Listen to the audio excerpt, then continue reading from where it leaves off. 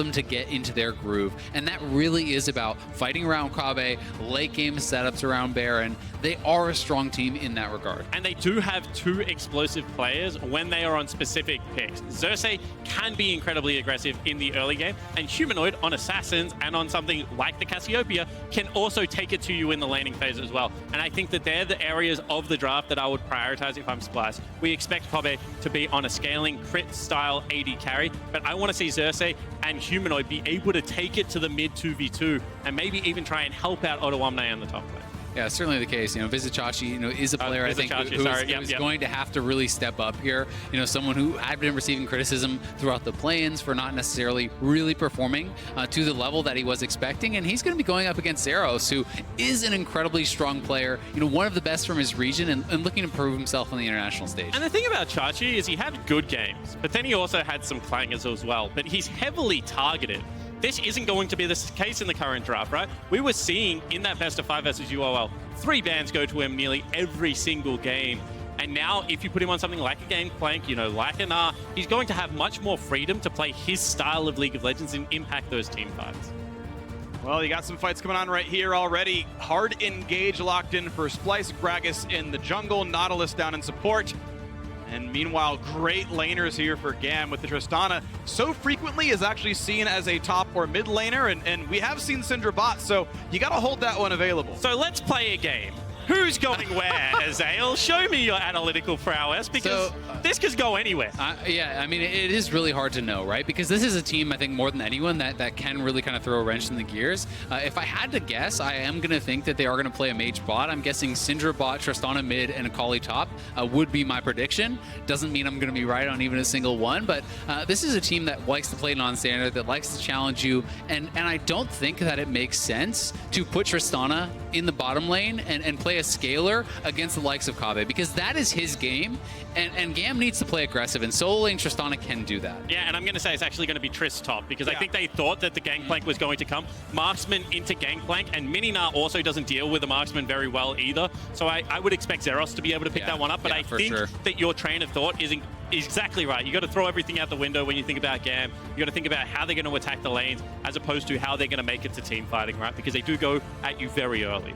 And I honestly wouldn't even be shocked to see them go for something like an Ignite Triss, right? These are the kind of plays that they are willing to actually go for. Tristana with PTA is a very strong laner, and any real ranged matchups can be a difficulty for Gangplank in the early game, because Tristana can be knocking down those barrels. And if you do want to go super aggressive and look for something like the Ignite, look for these early aggressive plays, GP can be at threat, even pre-6.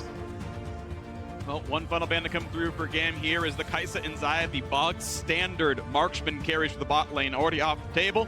They have to play something else here in this role. Known to play mages, known to play a whole bunch of stuff. We'll see what he wants to go for. Cassiopeia actually is the drop-off there. That's a big one for Humanoid. Yeah, it certainly is, and I would expect Kobbe to go towards something. I actually want to see him maybe play Jhin again. It's one of the picks that he played really nicely. This is currently a tankless lineup. Sure, there is going to be threat from the Akali. Ezreal's a little bit more standard. They are going to outdamage. As the game progresses, this is going to, if they get Corki, for example, this is going to be one of those comps that if you don't get on top of them, they will just live. And I also actually really think this is intelligent, given the style that your opponents are going to bring forth, right? We know GAM is going to do all this crazy stuff. We're not sure who's going to be laning where. So play a defensive marksman. Play a marksman that can scale up, that can play somewhat safe and survive, that early stages, because I do think Splice is setting themselves up incredibly well for the later stages of the game. And wait till last pick to grab their mid laner most likely here. Can still be flexible, but that's the expectation as, ooh, is it going to be more Assassins? They've already got 2. They need the 3rd for the set bonus, and that is it. Kha'Zix locked in. And you say you like the scaling, but you like the fact that they're going to get some form of normalcy in their draft. And I just think, how do you survive against the current lineup that GAM have if you don't have any proactivity in their lane? It's going to be on Humanoid to generate some form of pressure here. He will go towards a LeBlanc, but I feel like so much of this early game, once again, is on Xerxes and Humanoid to be able to generate any kind of push in the mid lane, because otherwise the map will just collapse. And I mean, that's honestly Splice's MO. That is generally how they do actually play it out. And funnily enough, we may end up getting the Tristana mid, and if I actually got all 3 of those right, then I'm shocked. But certainly some ability to actually swap these around, and it is going to be non-standard, right? It is going to be Syndra playing in the bottom lane. Would be surprised if they don't actually move the Trist up to the top lane, but certainly you can play that Tristana mid very effectively, and if you are going to be able to get the push on LeBlanc, you can threaten those turret plates, and it is actually going to be the setup here. So Akali top, Trist mid, Syndra bot. Yeah, I mean, regardless, I don't think any of Akali's lanes are great. The LeBlanc chain reveals through stealth, so there's, it's hard to be Zeros kind of regardless. Even if you do manually swap your players around, none of the solo lanes are great for her. I'd put Gangplank advantage as well. The other thing we can keep in mind is that even if they are putting these players on the champions, it doesn't mean they can't lane swap, right? It doesn't mean you can't put the Tristana up against the Gangplank anyway, because while I agree, Akali doesn't have, the most dominant matchups, you can survive a lot of them, but certainly Tristana is very threatening into that GP. Perhaps, though, they're feeling it's a little bit too dangerous.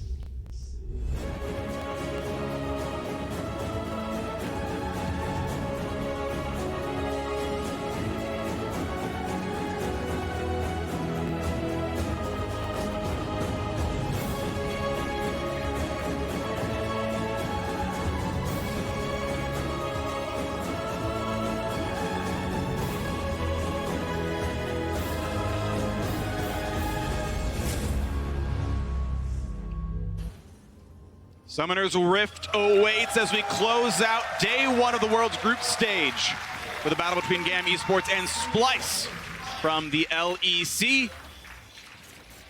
This is going to be a very interesting battle. Number 1 team from Vietnam, number 3 from Europe. Splice fighting through the regional qualifier. A short run of the playoffs, but made them work for it and got all the way to Worlds, got through the play-in stage, fought that one valiantly as well. GAM, very strong team. Crushed the playoffs, put a new roster together. This split, swapped in 2 new players, role swapped 2 more.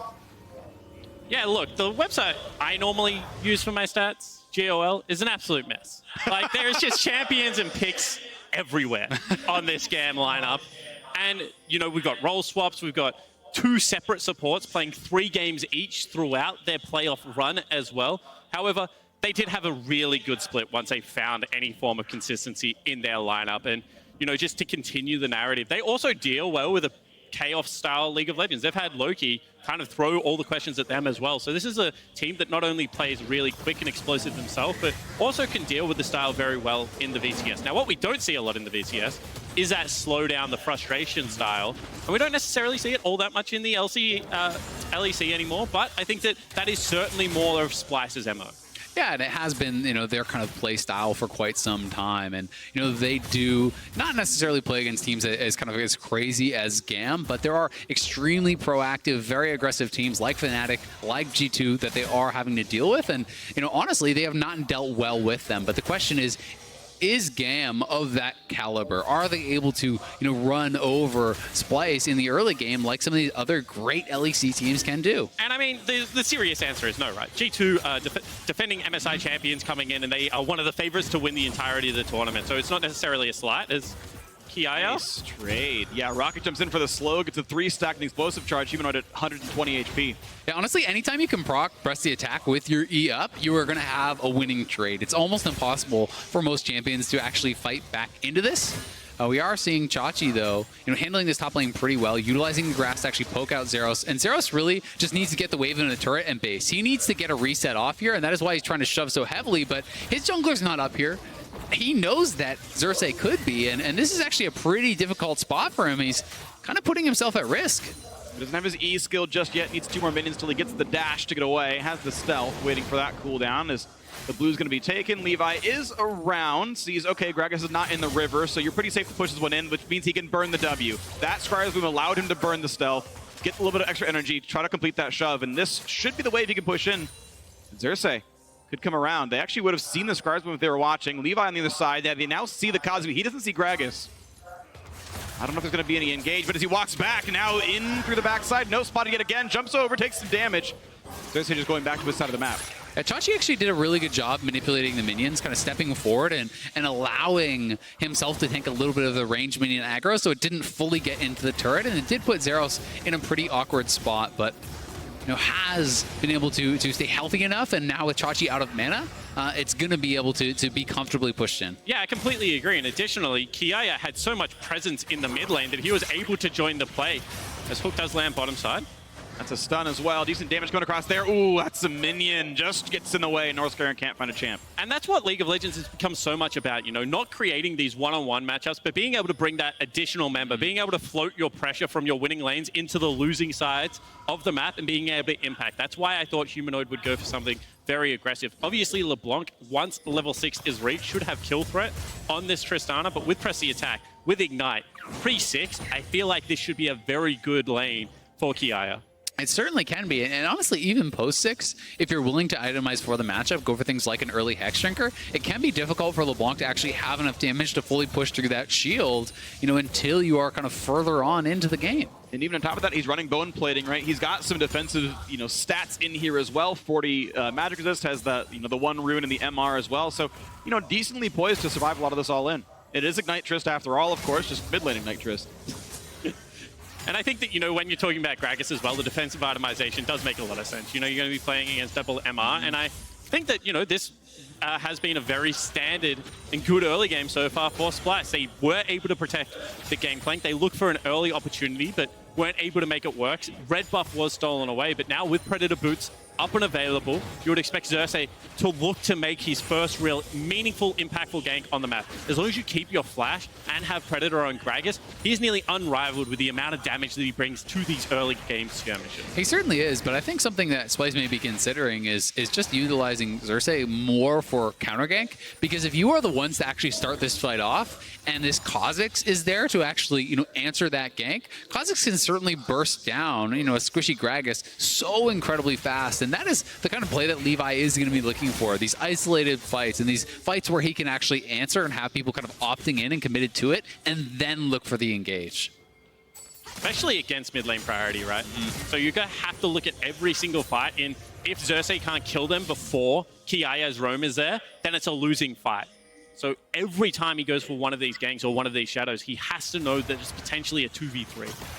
A couple of biscuits for Chachi, puts the ult on in, and now Zeros has to jump backwards, finds the E, nice body slam flash. There's the flash to follow, and out he's gonna go, flash for flash. Yeah, really good timing on that gank, because Zeros was not yet 6, so he has to actually commit the flash, and even though he was late on it, Levi playing this Kha'Zix can easily solo out the dragon on the other side of the map, and getting an Ocean at 630 is so big for your laning phase. It almost gives you like a get out of jail free out in any hard matchup, and this is gonna be feeling very, very good, really across the board. And I think the main benefactor for this is going to be Xin on the Syndra. He's already gone double Doran's ring. Now with an Ocean Drake being so far away from the blue buff isn't really going to impact the Syndra. That's one of the weaknesses of the early game of the bottom lane mages, and should shore that up. Yeah, it certainly does. And even for the Akali, you know, champions without mana, people often look to and say, all right, well, the Ocean doesn't really do much for you. But in a match where you actually have the push, you can absorb the poke here from GP while you're actually spending all your energy, spending the Shroud to push it out,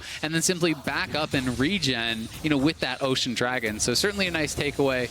And this is going to be feeling good this early on in the game. That was really cute from Northscreen. He walks out of base directly towards mid lane. They time it up with Humanoid just dipping forward for some wave clear. They're looking for Tristana to be able to leap in there, go for an all-in. Northscreen would have been there for the counter again, getting out of lane early, making sure that he's supporting the other waves. It is also on a really good timing on Kobe's reset, so no punish in the bottom lane. I think that's the kind of fluidity that we've come to, you know, expect out of the LEC team.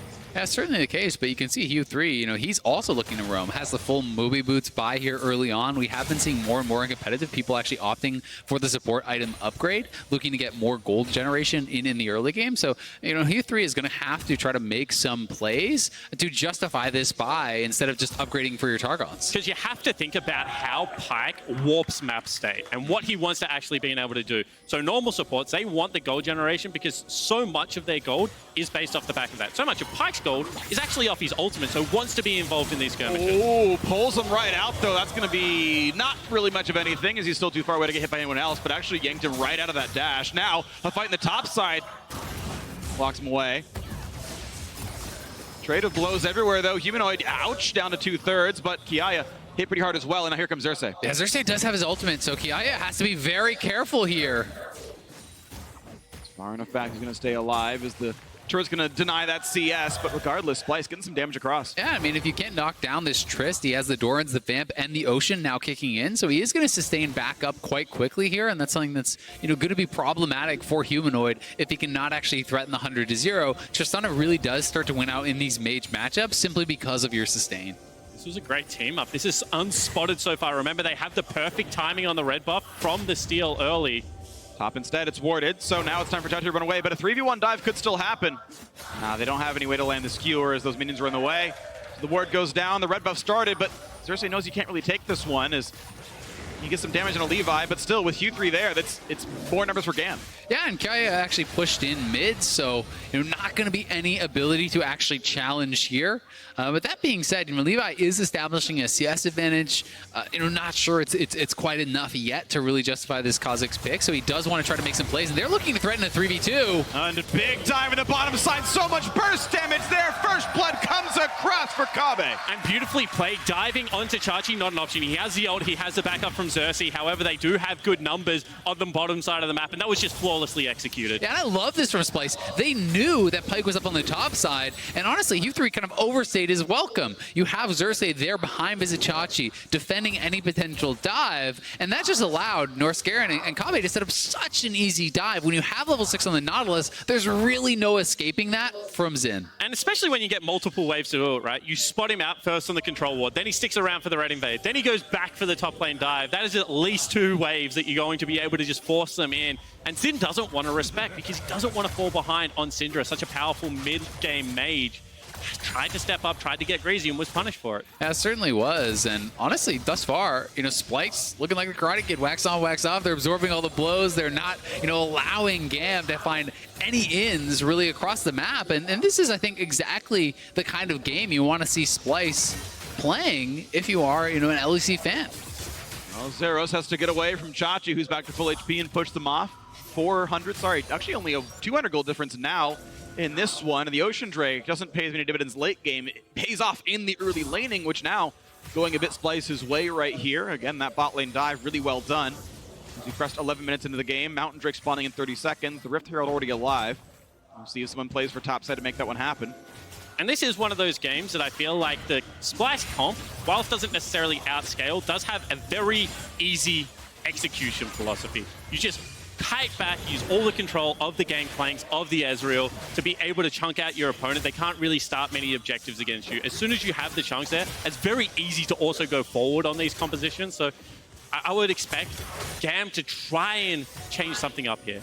Yeah, I mean, honestly, while there is some pretty good scaling with Tristana and so on and so forth, the major problem for GAM in the late game is how do you start a fight, right? Is Kha'Zix just going to jump in? No, there's incredible engage on the side of Splyce, and when you're the team that gets to dictate when you fight and when you do not fight, that is such an incredible advantage. And between Gragas and Nautilus, you can choose your moments, whereas GAM needs side lane advantages because that is really the only way to kind of force the hand of Splyce. And some tanks that have good engage, hold the thought, don't have terrific disengage. You think about an Ornn. He's not all that great on the disengage, one of the best engage ultimates in the game. However, both Gragas and Nautilus are very good disengage champions as well. So they don't have necessarily the tools to force a fight. Splyce have good answers in response to the tools they do have, like the lockdown guaranteed CC onto something like an Akali.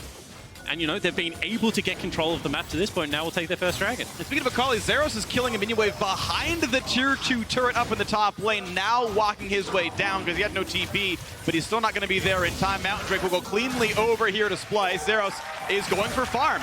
He knows Mountain Drake, by the way, is the weakest Drake in the game right now, and says, okay, we'll sacrifice that. I'm going to take an extra minion wave, an extra monster camp here instead, try to be one of the carriers in the side lane, because to your point about engage, 5v5, not going to happen.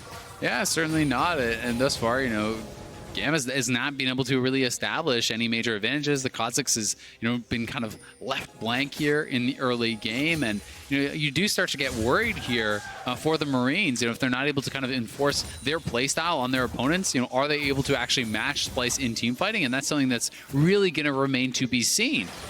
And Kha'Zix and Nocturne are two of the most interesting champions in the mid-game when it comes to these 1-3-1s. We've already talked about, the fact that Splyce probably have the edge in team fights, a little bit of ease of execution due to the tanky members, right? However, Kha'Zix, especially once he gets the R evolve, is one of the best champions. Hook is on. A lot of CC. There might not be a way out, and Kiaya goes down. With jump, with flash, everything available, Kiaya just cannot get out of there. Really great layering of CC from Splice. Yeah, and I think honestly intelligent to not use the flash once he was out of the CC because he was so low, and now Splice looking for Zeros. What a cast, but the E was already primed. Zeros played that so well to have an out button. Has to jump away still. The ult was burned regardless. People will remember Zeros from his time on Fongbu Buffalo. This is a guy that we hyped up for so many worlds, and then it was actually the bottom lane that were able to do some damage. However, this is once again a player that is returning in great form. We talked about the fact that GAM do like to play around top and jungle, and Zeros is looking to right a lot of those wrongs from international tournaments. Good navigation of a gank there, however, is under significant pressure as Splice do rotate up to this top side of the map. Yeah, and taking the Rift as they are doing this, Syndra is now actually going to TP up top side to try to defend this, but Rift Herald pretty much already gone here for Splice, and yes, it is post-turret plates, but they can still look to actually push for that first turret with this. All right, there's going to be some gold in the pockets, then still only a 400 gold difference. GAM laning pretty well despite the kills coming through for Splice, but you have to imagine, yeah, about 700 comes in if you can get that Herald charge and knock down first turret for yourselves. Next break spawning is Infernal. That's actually going to require some attention, so that 5-on-5 at about 17 minutes in is going to be a pretty big deal. And this group is now just insane. You know, with J-Team picking up the victory over FPX and Splice with ease navigating this early game from GAM, which was pretty stock standard, to be completely frank, now really makes you question, you know, what the strengths and weaknesses and how the game is going to play out. It feels like this longer, more extended pressure style of meta that we're seeing at World so far certainly is not in the chaos style of FPX and GAM, which should have been able to throw a lot of this group into big questions. Yeah, it certainly is, and you know, especially with GAM, if they are not, you know, going to be opting into kind of that style, I think especially for them, you know, even more so than FPX, you know, that really was kind of the pony they rode to get to Worlds. FPX did always have, you know, very strong late game team fighting. Obviously not in their first match, but now Xerxes getting found here by Levi and will be pushed out of the jungle, but nothing more than that, and maybe getting collapsed on.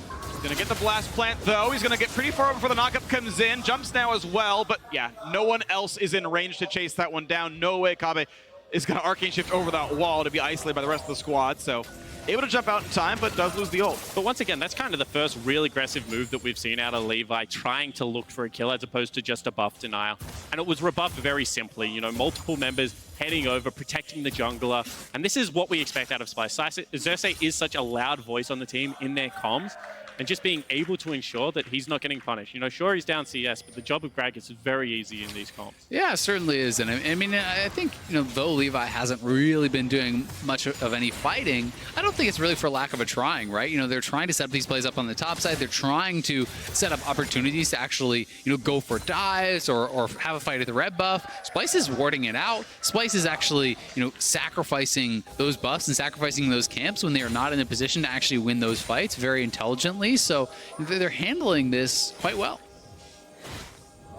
See the farm for Levi at least doing quite a lot there. Had about 800 gold over his opponent in Xerxes, and now 900 gold lead for Splice overall, and he actually senses them in that brush. Kiaya in a bad spot, can't do the damage, but the cask, oh, flash, ignites still enough though. The kill comes through Splice. 3-0. And Splice throw everything. There was a kitchen sink in there somewhere as well. Double stack minion wave, Rift Herald going to be dropped, and now the gold lead should start to open up. And I'm pretty sure it was that lane ward that was in the middle of the lane that must have spotted him walking into the brush because he distorted in there. It seemed like he might have had full knowledge that Tristana would be lying in wait, and that is a great kill to grab for them. They have the Rift Herald that still needs to be answered, and they're pushing mid.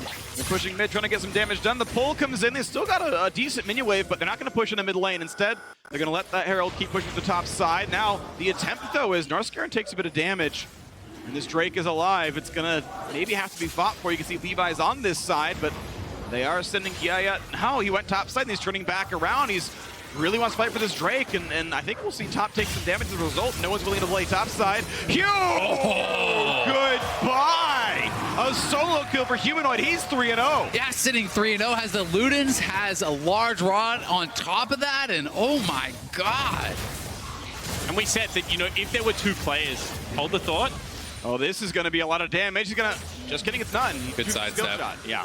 Yeah, really nicely done. And I said, if there was going to be two players that would actually, thrive in this style of game that could propel Spice to the early game advantage, it was going to be Humanoid and Xerxes. And so far, both of them have actually had really, really good early games. The ability to track around Levi, and now the solo kills and the pressure of LeBlanc on the map. Certainly towards the win conditions of Splice. And such a critical kill, because it's not just that, but they had pressure on the top side from the Rift Herald. They get the Infernal. It's an added bonus because there's no way that GAM can actually take that fight once you've lost your Pike for free. So Splice looking to be in full control, despite the fact that the gold is close. That is largely the farm advantage actually coming out here from Levi as well as Zeros. But with the scaling edge that I think you are seeing in some of these roles, and also with the ability to kind of dictate when and where you're fighting, with the hard engage that we saw showcased in mid lane to actually kill Kiaya, Splice is looking great. And so much respect given from Splice, just say. You saw, without any members showing on mid lane, back away from the top side of the map. Chachi, just go take yourself a pair of Krugs. I don't need this at this stage of the game.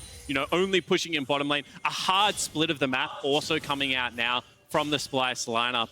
I think that, this is where you can frustrate a team like the Marines and, ensure that the game pace does slow down and continue to track in Splice's favor. Still might be fast, though, for them as Humanoid's going to look for some more to do. Meanwhile, though, the rest of the squad down on the bottom side, they've found where Zeros is. He forced a flash over the wall. 3 mil down to the bottom lane, though. Top turret will go over, so GAM getting some money on this one. Only a 1,200 gold difference, but bot will be answered all the same as Humanoid continues to stack up gold, and no one at all has magic resist. This LeBlanc is lethal to everyone.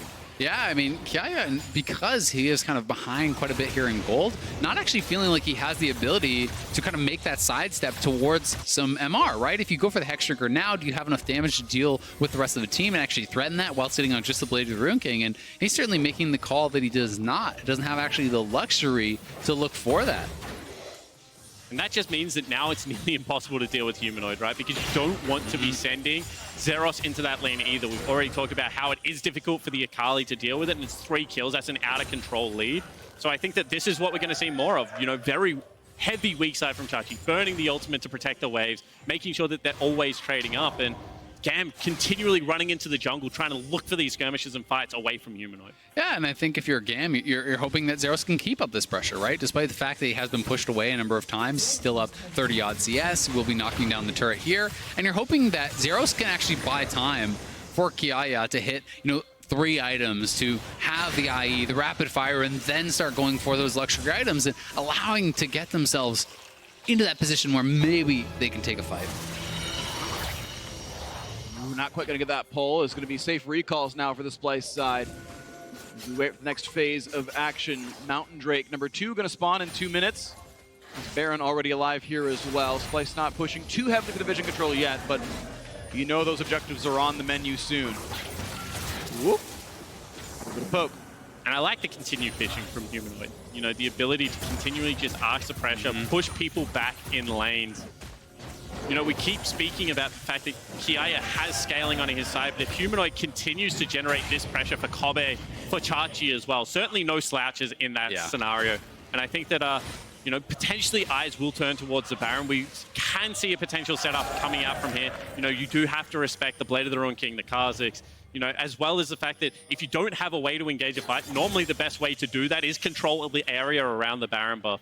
Yeah, I mean, while I think Splice is kind of holding all the cards, if you do actually misnavigate some of these fights, if you pull off a poor engage, there are 3 assassins on the team of GAM, plus this Syndra, which, essentially is kind of acting like an assassin as well. So if you misposition, if you overdive and have these assassins getting back onto Kabe, onto Humanoid, onto Vizichachi, they can go down in a hurry. So Splice is certainly wanting to play it safe, wanting to make sure they have full vision and control before they opt into really any of these fights. And they're just doing it so easily at the moment. You saw that, force away from the top side, make sure that there's no rotation into the mid lane, take down an additional turret. This is a Splice that has complete control over the map state at the moment and aren't really looking all that concerned with anything that GAM are doing. I think that this is a pretty convincing game so far with not many mistakes coming across, apart from that barrel chain.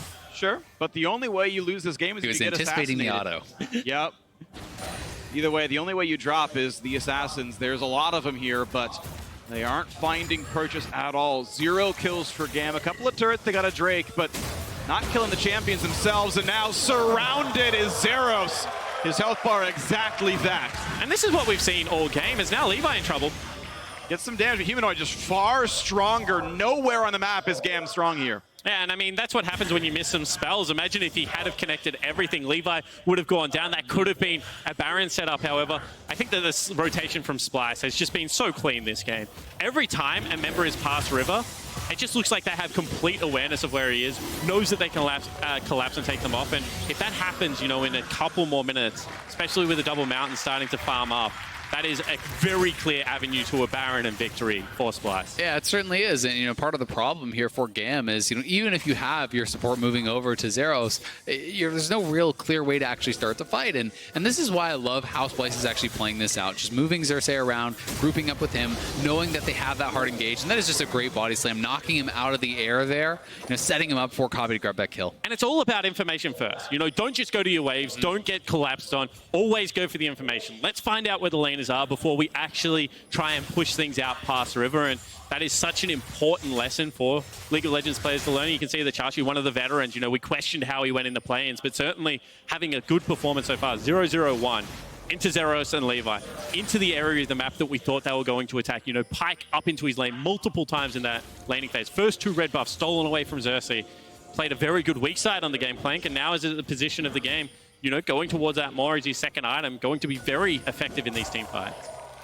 As the wards drop down, Baron's starting to be controlled here on the Splice side. Double Mountain make it drop a little bit faster than usual, as 2,500 gold puts them well in the driver's seat here. Levi waiting in the brush, hoping that Humanoid steps too far forward. But is he concerned with taking the fight at all? That answer is no. Now finally jumps across. Huge damage on the LeBlanc, flashing away but burning down. And finally a kill on the board. A flash out for Northscaren now as well.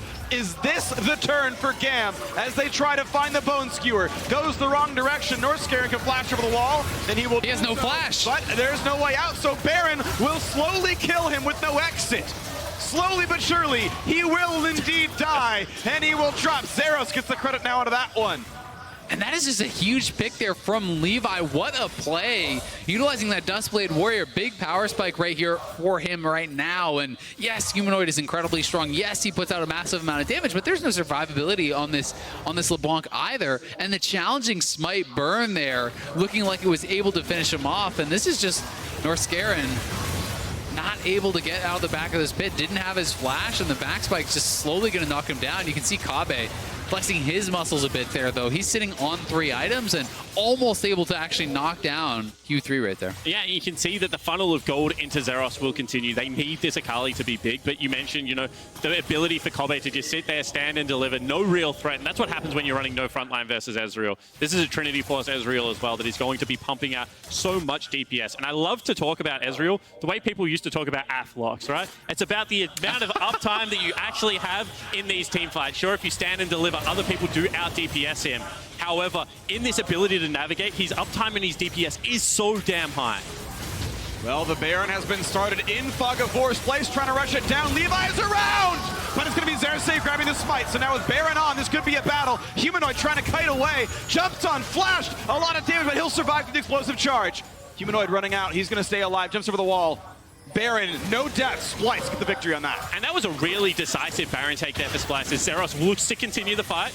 No way in, though. You can see the disengage there, the explosive, not even explosive cast, just the regular barrel for the slow gets the disengage. Yeah, and that is just a great call from Splice. The confidence to rush it down. They're able to get the secure. Levi not able to steal it away. And the one thing that looked like it was going to go right for GAM in that fight was Kiaya perhaps taking down Humanoid, but he didn't get the Buster Shot off. And I think that was the passive. LeBlanc going into the passive and then losing sight when that Buster Shot would have been the final damage to actually take her down. Yeah, and it certainly looked like the wind-up animation went through, but not the continuation because of exactly what you're talking about now. And we've already mentioned, you know, if you don't have great wave clear, if you don't have the ability to start the fights, how do you deal with the Baron buff? And Splice recognize that and just march it down mid lane. They trade the mid lane, no problem right there, so it keeps the gold lead pretty solid. The gap was closing, but with Baron picked up, it's stretched right back again, and Splice will have 2 minutes to work with. Like to drop many more turrets. Already on 4, but they're going to grow that by a couple, you have to believe. Mountain Drake will spawn and be claimed during this Baron buff as well. But wait for that is, yeah, Q3 going to get chunked.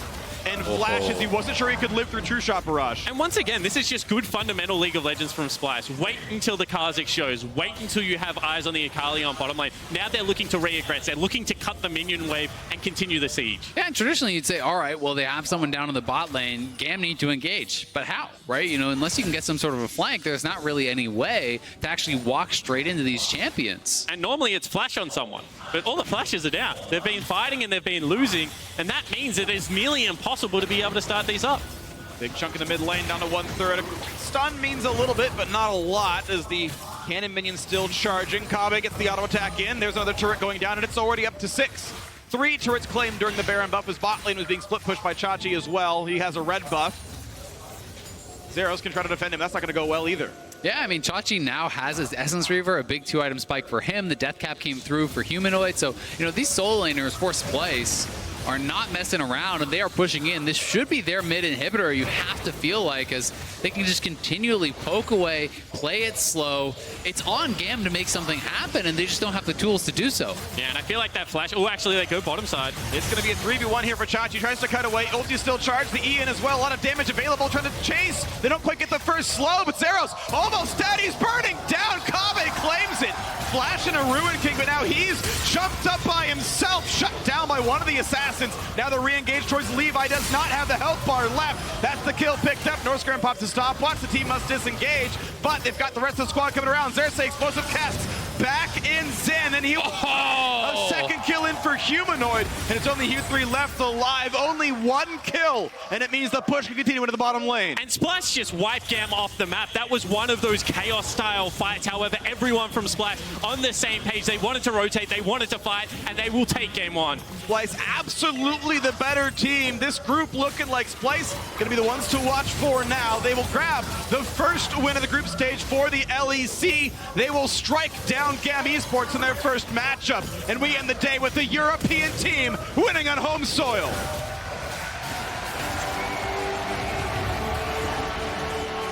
Gotta say, a damn good performance here from Humanoid to start off the group stage for Splice. Looking very good throughout this game. Really the kind of most notable proactive member here, making things happen, getting chunk outs, and even that pick in the final moments, corralling GAM, coming in from behind and just erasing the Tristan off the map. And if you're going to have a game that goes for 30 minutes and there's only 12 kills, and it's GAM versus Splice, I could tell you with a lot of confidence that that is going to be Splice picking up the victory. And so much of today's play has just been built around, can we play the game at our pace? Can we impose our will on it? We saw that out of TL, we saw it out of J-Team in our final match of the day. We also saw that in spades from Splice. There's a young team coming onto the world stage. That would be a big confidence booster that they can play their style of League of Legends and they can make it work. Yeah, it really is so much for their confidence, especially coming out, you know, against UOL. People doubting them, being able to take down GAM in a very decisive game 1 here,